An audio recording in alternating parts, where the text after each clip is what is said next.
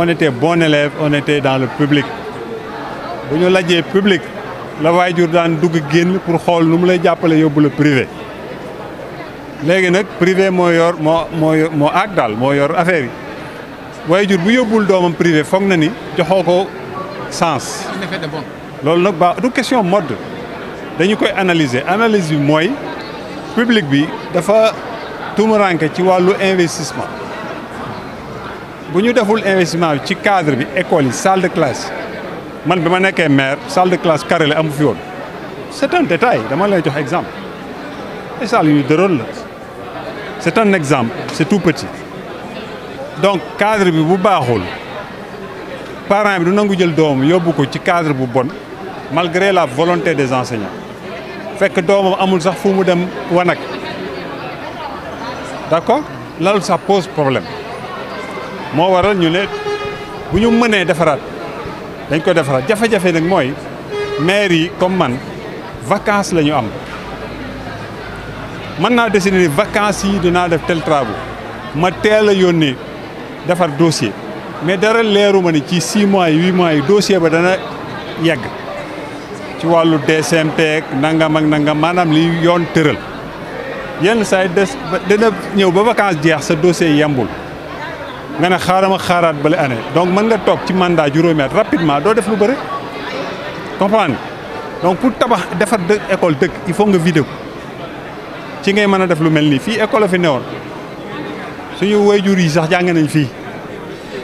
waaw mu ngi noppalu daaw il avait 92 ans kon xam nga école bi du léegi école boobu nag temps boobu ba léegi xamoon ngeen ni man kon ne doon moo tax ñu defaraat fii biñ ko defaree ñu bëri dañ ne lu tax nga def niveau yi idée bi initialement mooy bu may defar ab école te mu ànd ak CM damay ñaan école bi ak CM bi ñëw comprendre parce que fii l'idée mooy si on les met dans un système de qualité il faut pas que système boobu yem CM2 CM2 c'est encore précoce ci xale bi foo ñu jéem a xool nuñ koy yóbbee ba CM te loolu bi ma koy lancé dama ubbeekoon au maire de Dakar bu ngeen di fàttaliku maire de Dakar boobu dem nañ ba maire de Dakar voté conseil ne danañ dugal fii 1 milliard. non waa chaque mais bii école bii dañ ko voté délibéré ko à la ville de Dakar ne nañ fi dugal 1 milliard. boobu sama budget 1 milliard 100 la le projet initial fii c'était dans les 1 milliard 700 1 milliard 800 kon xam nga sama budget attanu ko ma tàmbale loolu la ville a fait défaut ma suñu fay dugal fistine may korkor yi ak sama budget muy yokku may ñafe benn mu yeggee lu tax ville waroon ci dugal loxoom parce que bëggoon nañ dernier niveau bii xam ne xaw naa kawe mu doon ay xale yu mag maanaam CM c'était ça le projet initial comprendre léegi nag sama école yëpp nekk nañ situation bu doy waar man tey awma mbégte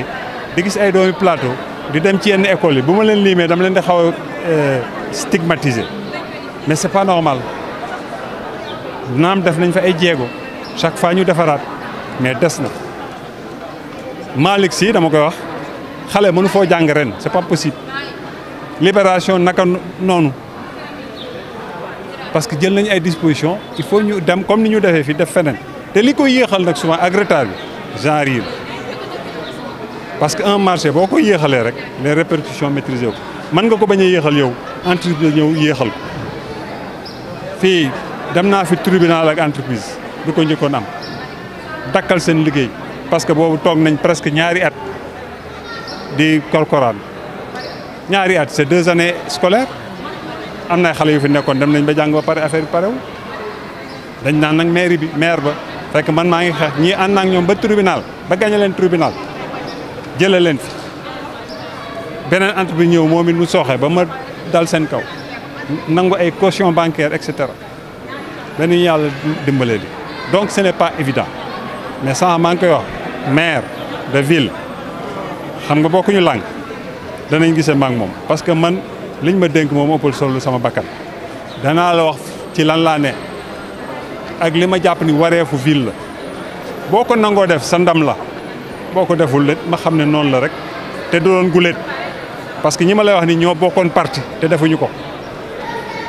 li ma lay nettali nii ña fa newoon ñoo bokkoon parti bu ma demee fii nag dañu naan dafa naqar deret day déerante mbagg ak machin man boo ma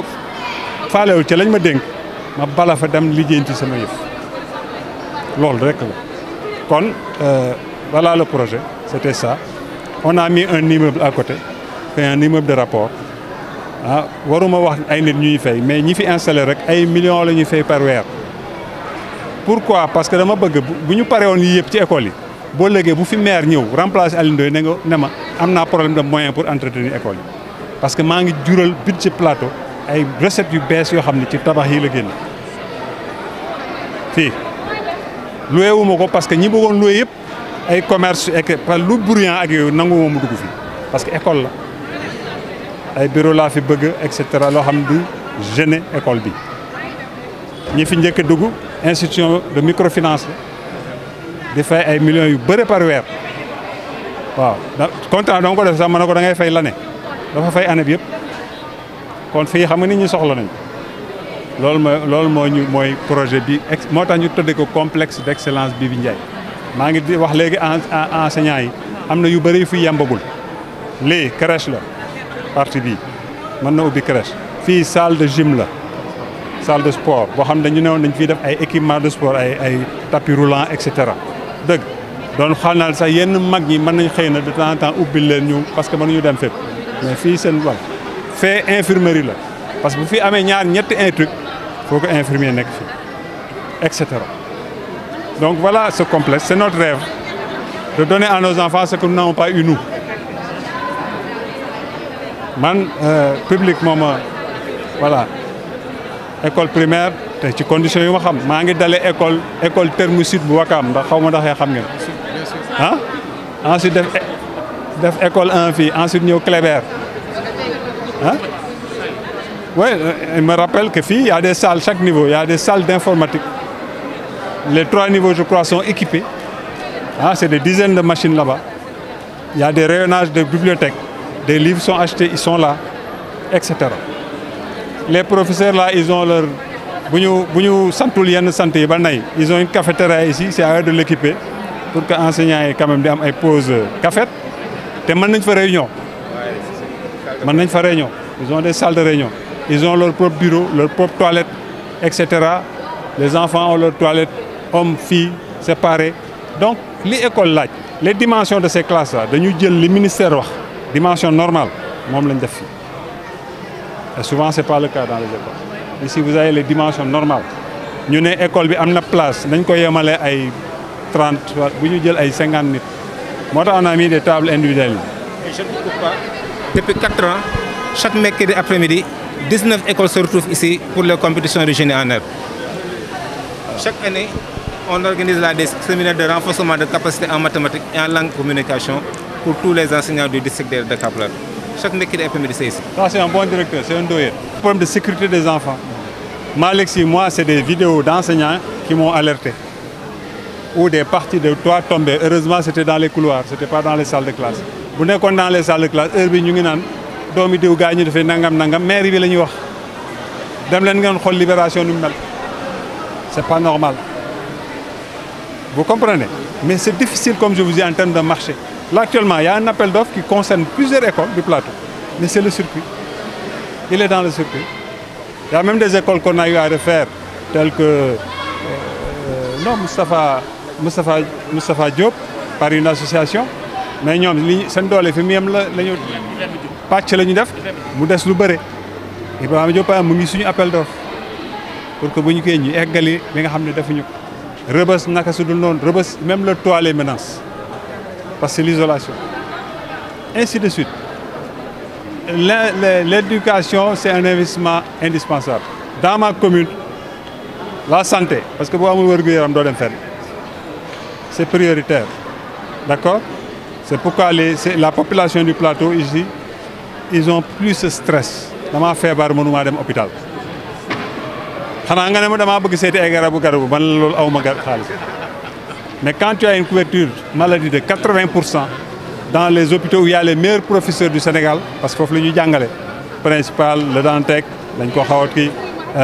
nu mu tudd IHO Fann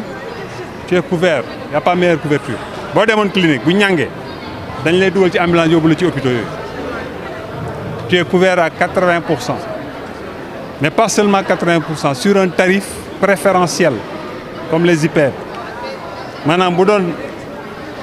consultation bi 10 000 francs, le tarif préférentiel yaa ngi ci ay 5 000 francs. ci 5 000 francs yooyu ngay fay 20%. te yow boo demoon rek yaa ngi fay 10 000. Donc xool leen l'apport de la commune sur ça.